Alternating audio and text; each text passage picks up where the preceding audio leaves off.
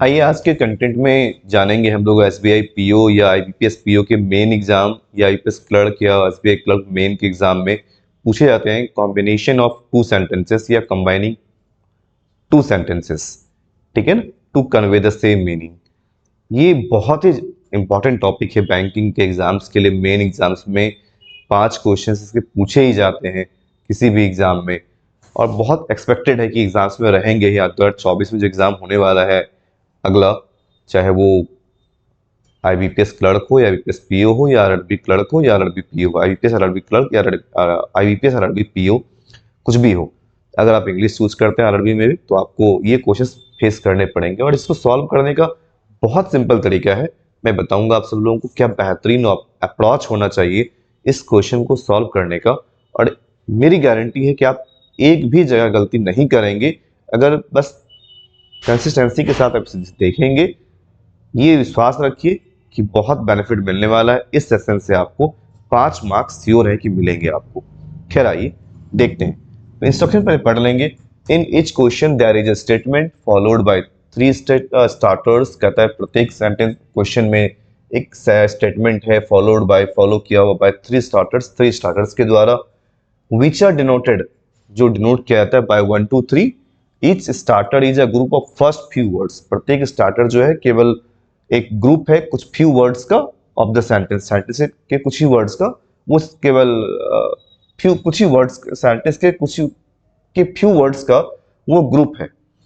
Which on proper completion, जो proper completion के बाद it's suppose to convey, suppose किया जाता है कन्वे करने के लिए same meaning of the original statement, original statement का। Find out which one or more starters can form grammatically correct sentence. Find out कीजिए कौन सा एक या एक से अधिक स्टार्टर जो है फॉर्म कर सकता है ग्रामेटिकली करेक्ट सेंटेंसेस को, to convey the same meaning convey करने के लिए ऑफ द ओरिजिनल स्टेटमेंट, जो ओरिजिनल स्टेटमेंट है उसका सेम मीनिंग दे। तो ये बेहतर होगा एग्जाम्पल समझें इसको। आइए देखते हैं क्या है, ठीक है ना। देखिए मैं आपको कहना चाहता हूं कि समझना इसको आसान है, इंस्ट्रक्शन में ज्यादा परेशान नहीं होना है। It was too dark for us to be able to see anything. एक सेंटेंस दिया गया है आपको, है ना, ये एक सेंटेंस दिया गया है। It was too dark for us, बहुत अंधेरा था देखने, to be able to see, देखने के योग्य होने के लिए किसी चीज को, है ना। इट वॉज टू डार्क, यह बहुत अंधेरा था, फॉर अस हम लोगों के लिए, टू बी एबल टू होने के लिए, देखने के लिए किसी चीज को। ये सेंटेंस प्रॉपर है, कभी ये गलत नहीं है। आपको जो सवाल कहा गया है ये स्पष्ट है कि ये सेंटेंस सही है, ठीक है ना, ये गलत नहीं है। बस है क्या कि इसे किस और तरीके से लिखा जा सकता है। जिस तरीके से लिखा जा सकता है, जिस दूसरे और तरीके से लिखा जा सकता है, उसका बस आपको स्टार्टर दिया गया है, कुछ दूर तक लिख करके छोड़ दिया गया डॉट डॉट, यानी कि आप अपने सेंस पर सेंटेंस को कंप्लीट कीजिए, ठीक है ना। तो समझिए, कहता है 1 नंबर के ऑप्शन में दिया गया है कि हो सकता है 1 हो सकता है 2 हो सकता है 3 हो सकता है तीनों हो सकता है 1 एंड 2 हो। एक बार समझने बस प्रयास कीजिए आप मेरे साथ। वी कुड नॉट सी, हम लोग नहीं देख सके, है ना, हम लोग नहीं देख सके। तो हम यहां पर ऐड कर सकते हैं खुद से, we could not see anything. ये विजिबल है ना, कलर विजिबल है ना, दिक्कत तो नहीं हो बच्चों को, ठीक है। We could not see anything, हम लोग कुछ नहीं देख सके, ठीक है, हम लोग कुछ नहीं देख सके। आगे क्या लिखे ऐसा जो कि यही मीनिंग दे दे, ऐसा क्या लिखे कि यही बात कह पाए। तो ये तो कह सकते हैं ना, we could not see anything, हम लोग नहीं देख सके कुछ भी, एज, ये कह सकते हैं as it was too dark,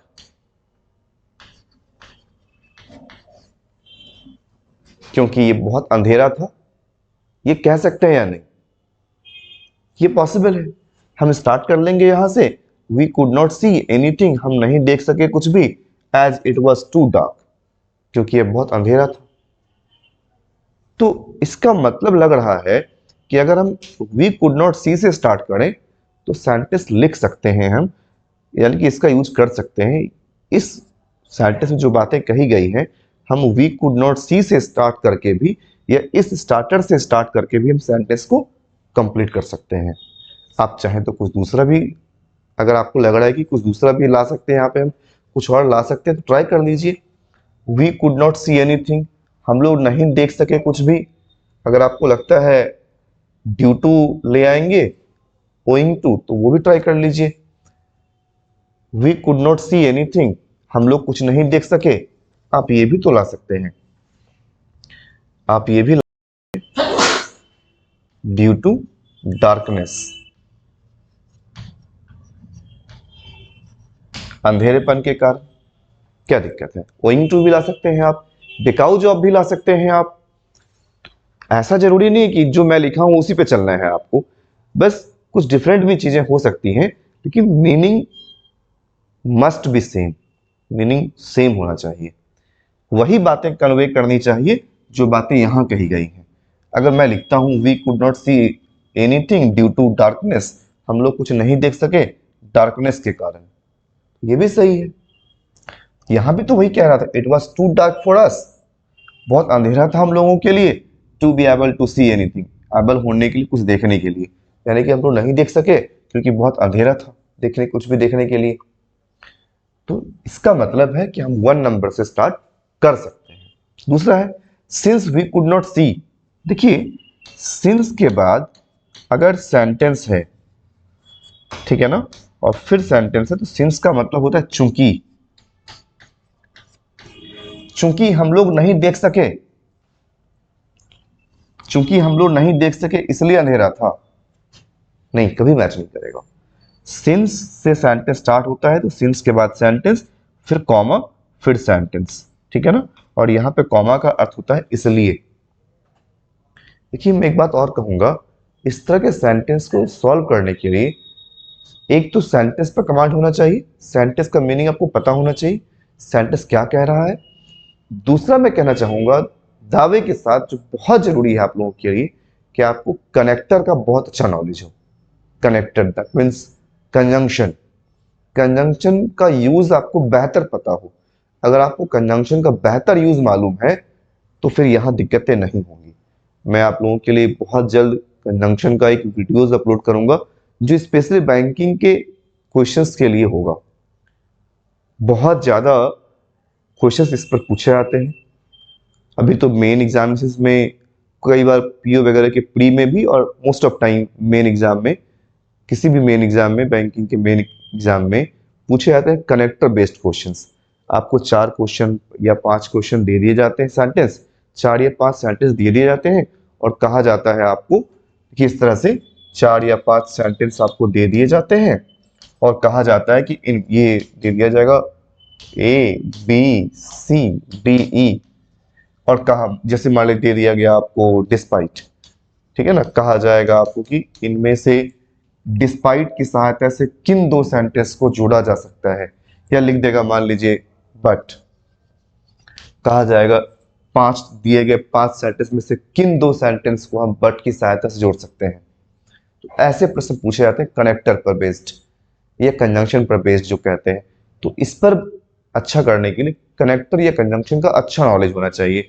I promise to all of you, मैं बहुत जल्द अपलोड करूंगा कनेक्टर या कंजंक्शन का वीडियो, और मेरी गारंटी है कि उसके बाद कोई प्रॉब्लम नहीं होने वाला है आपको। फिर मैं यहाँ बता ही रहा हूँ और बताऊंगा। और मैं एक बात और कहना चाहूँगा कि ये सेशन जो मैं अब स्टार्ट किया हूँ, जो कर रहा हूँ स्टार्ट बैंकिंग के मेन एग्जाम्स के लिए, ये अब रेगुलर रहेगा, बैक टू बैक वीडियोस मिलेंगे आपको देखने को, और ये बहुत ज़्यादा हेल्पफुल होगा आप सब लोगों के लिए। इंग्लिश एक ऐसा सब्जेक्ट है बैंकिंग के एग्जाम्स में जहाँ स्कोर कर सकते हैं आप। मैथ्स और रीजनिंग में आप सब जानते हैं कि बहुत ज़्यादा स्कोर नहीं कर पाते हैं आप पीओ के एग्जाम्स में, सिर्फ आप ही नहीं कर पाते, किसी के लिए भी बहुत डिफिकल्ट होता है बहुत स्कोर कर पाना। But I make you sure कि आप चाहें तो इंग्लिश में अच्छा स्कोर कर सकते हैं, बहुत अच्छा स्कोर कर सकते हैं आप। 70% 75% मार्क्स इंग्लिश में ला सकते हैं आप।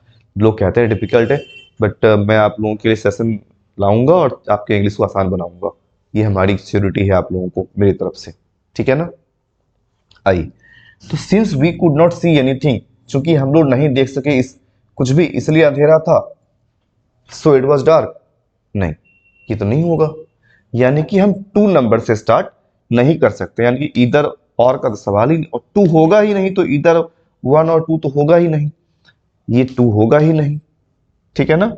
अब देखते हैं, फॉर अस, हम लोगों के लिए, इट वॉज सो डार्क, यह इतना अंधेरा था, हम लोगों के लिए यह इतना अंधेरा था, सो डार्क टू सी, यह इतना अंधेरा था देखने के लिए। आगे फिर क्या लिखेंगे आप?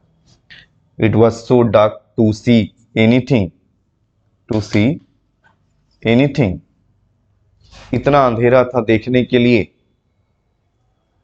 इतना अंधेरा था देखने के लिए, नहीं देख सके, होगा ही नहीं। या एक बात और समझते हैं, सो प्लस एडजेक्टिव है ये, तो आगे तो हम दैट से जोड़ेंगे इसको, है ना। ये भी गलत है, यानी कि ऑप्शन नंबर 3 भी गलत है, 2 भी गलत है। आपका आंसर होगा केवल 1, आंसर होगा केवल 1। एक बात और कहना चाहूंगा मैं आप लोगों से, जो भी स्टूडेंट्स इस सेशन को देख रहे हैं, जो भी स्टूडेंट इस सेशन को देख रहे हैं, ये रिकॉर्डेड सेशन है। मैं चाहूंगा कि अगर आप लोगों को ये सेशन अच्छा लगे तो अपने कमेंट्स जरूर छोड़िएगा, अपने कमेंट्स, अपने सजेशन जरूर दीजिएगा, और प्लीज़ सेशन को शेयर जरूर कीजिएगा। बैंकिंग के मेन एग्जाम को लेकर बहुत कम लोग हैं जो प्लेटफॉर्म, ऑनलाइन प्लेटफॉर्म पर मेन एग्जाम के कोर्सेज को लेकर आते हैं। प्री तो सब लोग को, सबको ही लेकर आते हैं, मेन एग्जाम के कोर्सेज को लेकर बहुत कम लोग आते हैं। और मैं चाहता हूं कि अगर मैं आया हूं ऑनलाइन प्लेटफॉर्म पर बैंकिंग के कोर्सेज को लेकर, क्योंकि मैं स्पेशली बैंकिंग ही पढ़ाता हूं, तो मैं चाहता हूं कि आप लोग इसे देखें, देखने के बाद शेयर करें, ताकि और भी बच्चे देख पाएँ इसे, और भी लोगों का इंग्लिश आसान हो पाए, वो भी स्कोर कर पाए। मैं बहुत डिफरेंट डिफरेंट कंटेंट लेकर आऊँगा मेन एग्जाम के लिए, और बहुत अच्छा करवा दूंगा, बी श्योर ऑफ इट। आइए दूसरा क्वेश्चन देखते हैं, आप सबके लिए है स्क्रीन पर। यू मस्ट एक्ट, आप act, must plus V1, word plus ना चाहिए, आपको कार्य करना चाहिए एज पर माई इंस्ट्रक्शंस ओनली, केवल मेरे इंस्ट्रक्शंस के अनुसार आपको अवश्य कार्य करना चाहिए, केवल मेरे इंस्ट्रक्शन के हिसाब से। ठीक है, कहता ओनली यू एक्ट, केवल आप कार्य करते हैं एज पर माई इंस्ट्रक्शन। सोचिए तो, केवल आप कार्य करते हैं, लेकिन यहां नहीं, यहां इसने ओनली का प्रयोग यू के लिए नहीं किया था, कहा था आपको कार्य करना चाहिए केवल मेरे इंस्ट्रक्शन के अनुसार, आपको कार्य करना चाहिए केवल मेरे इंस्ट्रक्शंस के अनुसार। ठीक है ना। तो यहां तो ओनली यू लिख दिया गया, केवल आपको कार्य करना चाहिए, केवल आप कार्य करते हैं, यहां तक आपको करना चाहिए, यहां पर है आप करते हैं, ये भी गलत है। और यहां यू से पहले ओनली कर दिया गया, ये भी गलत है, यानी कि 1 नहीं होगा। एलिमिनेट भी कीजिए, यानी कि ये ऑप्शन भी नहीं होगा। यहां पर है इधर 1 और 2, तो हमने 2 पढ़ा नहीं है अभी तक, लेकिन फिर भी ड्रॉप कर रहे हैं क्योंकि 1 होगा नहीं। ठीक है, ये भी ड्रॉप करते हैं क्योंकि इसमें 1 लिखा गया है, 1 तो रॉन्ग है, फिर होने का सवाल ही नहीं है। ठीक है, फिर अगला है यू मस्ट डू, आपको करना चाहिए, यू मस्ट डू वर्क, ये कह सकते हैं, एक्ट करना यानी कार्य करना। You must do work as per my instruction, as per my instructions only, as per my instruction only, कर सकते हैं ना, ये पॉसिबल है। यानी कि 2 सही है, 2 सही है, 2 से हम बना सकते हैं। अच्छा सॉरी, ये 3 था, मैंने ध्यान नहीं दिया, ये 3 था, हम 3 से बना सकते हैं। 2 में है माई इंस्ट्रक्शंस, है ना, माई इंस्ट्रक्शंस। तो देखिए हम क्या लिख सकते हैं इसमें, माई इंस्ट्रक्शंस मस्ट बी फॉलोड, ये कह सकते हैं क्या, must be followed by you, ये तो कह सकते हैं मेरे इंस्ट्रक्शंस को फॉलो किया जाना चाहिए आपके द्वारा, ये कह सकते हैं माई इंस्ट्रक्शंस मस्ट बी फॉलोड, मेरे इंस्ट्रक्शंस को फॉलो किया जाना चाहिए आपके द्वारा, ये वही सेंस देगा जो इस सेंटेंस का सेंस है, ये वही सेंस दे रहा है कि मेरे इंस्ट्रक्शंस को फॉलो किया जाना चाहिए आपके द्वारा। यहां था आपको फॉलो करना चाहिए या आपको कार्य करना चाहिए, है ना। या अगर आपको लग रहा है कि कुछ और भी ट्राई कर सकते हो, ट्राई करके देखिए। माई इंस्ट्रक्शंस मस्ट बी एक्टेड, मेरे इंस्ट्रक्शंस को एक्ट किया जाना चाहिए बाय यू, ये हो सकता है, ठीक है ना। तो मैं ये कहना चाहूंगा कि टू भी पॉसिबल है, तो टू और थ्री दोनों पॉसिबल है, तो इधर टू और थ्री। अब आप कहेंगे कि एनी ऑफ द थ्री क्यों नहीं लिया गया? एनी ऑफ द थ्री का मतलब है कोई एक ही ना, लेकिन नहीं, यहाँ तो दो ऑप्शन सही है, ये भी हो सकता है, टू भी और थ्री भी हो सकता है, तो इधर टू और थ्री। चलिए, आई होप कि यहां पर किसी को दिक्कत नहीं होगा, कोई प्रॉब्लम फेस नहीं करना पड़ रहा होगा, ठीक है ना। तीसरा क्वेश्चन है आप लोगों के लिए, even if you dislike him, भले ही आप उसे डिसलाइक करते हैं। पहले जानिए, इवन इफ एक कंजंक्शन है, इवन इफ, है ना। इवन इफ क्या दिखाता है? It shows, it shows contrast, it shows contrast. ये क्या दिखाता है? कॉन्ट्रास्ट को दिखाता है। इट शोज कॉन्ट्रास्ट, ये कॉन्ट्रास्ट को दिखाता है, ठीक है ना, ये कॉन्ट्रास्ट को दिखाता है। चलिए, तो मैं कह रहा था ये कॉन्ट्रास्ट को दिखाता है, यानी कि पहले सेंटेंस में जो बातें कही जाएंगी अगले में उसका उल्टा कहा जाएगा, या अगले में जो कहा जाएगा पहले में उसका उल्टा कहा जाएगा। Even if you dislike him, भले ही आप उसे नापसंद करते हैं, you must not be rude to him, आपको उसके लिए रूड नहीं होना चाहिए, है ना। रूड जस्ट लाइक क्रूएल, आपको भले ही आप डिसलाइक करते हैं उसे, आपको रूड नहीं होना चाहिए उसके लिए, है ना। तो पहले में नॉर्मली होता क्या है कि कोई किसी को डिसलाइक करता है तो रूड हो जाता है, ठीक है ना। लेकिन यहां कह रहा है कि भले ही आप डिसलाइक करते हैं लेकिन आपको रूड नहीं होना चाहिए, ठीक है। You must be polite, you must be polite, आपको पोलाइट होना चाहिए। आप पोलाइट टू हिम कर देते हैं, you must be polite to him. However, नहीं, हाउएवर तो नहीं जोड़ पाएंगे, इवन इफ ही ले लेते हैं, even if you dislike him, भले ही आप उसे नापसंद करते हैं, आपको पोलाइट होना चाहिए, है ना, आपको पोलाइट होना चाहिए। या एक चीज और ऑप्शन बन सकता है हम लोगों के लिए, you must be polite to him although, ALTHOUGH, although you dislike him,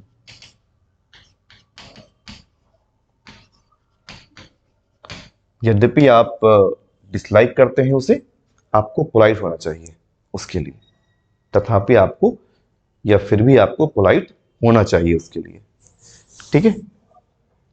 तो देखिए, मैं कह रहा हूं कि हो सकता है कि आप लोग जो इस सेशन को देख रहे होंगे, कुछ लोग ये सोच रहे होंगे कि हम ऐसा भी तो लिख सकते हैं।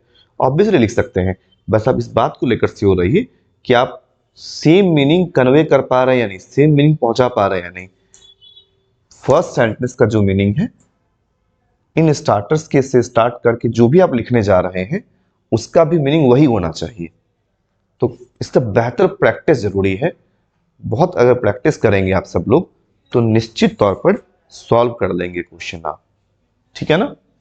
चलिए, although you must not be rude, यद्यपि आपको रूड नहीं होना चाहिए, यद्यपि आपको रूड नहीं होना चाहिए, आपको पोलाइट होना चाहिए, यू मस्ट बी पोलाइट।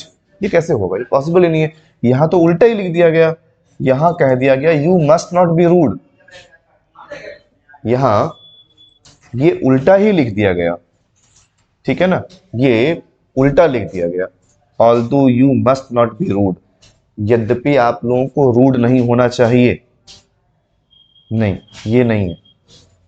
क्या था कि यद्यपि आप भले ही आप नापसंद करते हैं उसे, आपको रूड नहीं होना चाहिए। लेकिन यहां तो लिख दिया although you must not be rude, यद्यपि आपको रूड नहीं होना चाहिए तथापि आपको पोलाइट होना चाहिए। क्या कहेंगे आप? कि क्या आपको लग रहा है कि किसी एंगल से हम आगे सेंटेंस फ्रेम करके यही बातें कह पाएंगे? ऑल्दो मीन्स यद्यपि, तथापि, यद्यपि। ऑल्दो भी दो सेंटेंस को जोड़ता है, ALTHOUGH के बाद सेंटेंस, फिर आगे सेंटेंस। हम येट का यूज कर भी सकते हैं, नहीं भी कर सकते हैं ऑल्दो के साथ। ठीक है, तो कह रहा है although you must not be rude, यद्यपि आपको रूड नहीं होना चाहिए तथापि आपको क्या होना चाहिए? पोलाइट होना चाहिए। क्या आपको लग रहा है कि सही मीनिंग पहुंचा पाएंगे आप? You must not be rude, you you dislike him, यद्यपि आपको रूड नहीं होना चाहिए तथापि आप डिसलाइक करते हैं उसे। नहीं, यानी कि सेंटेंस नंबर 2 किसी एंगल से मैच नहीं कर रहा है, कभी मैच नहीं करेगा, यानी कि इस स्टार्टर से हम सेंटेंस बना ही नहीं सकते हैं।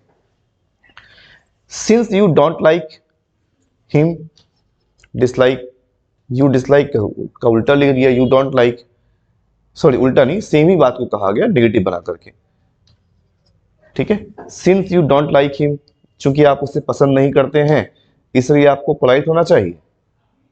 नहीं, अभी मैंने कहा सिंस से अगर सेंटेंस स्टार्ट करेंगे, सिंस के बाद सेंटेंस, फिर सेंटेंस होगा, तो यहाँ से कॉम फिर से लिखता हूँ, सिंस के बाद सेंटेंस हो, फिर कॉमा हो, फिर सेंटेंस हो, तो यहाँ पर कॉमा का अर्थ होता है इसलिए। सिंस का मीन्स चूंकि, चूंकि आप पसंद नहीं करते हैं उसे इसलिए आपको पोलाइट होना चाहिए।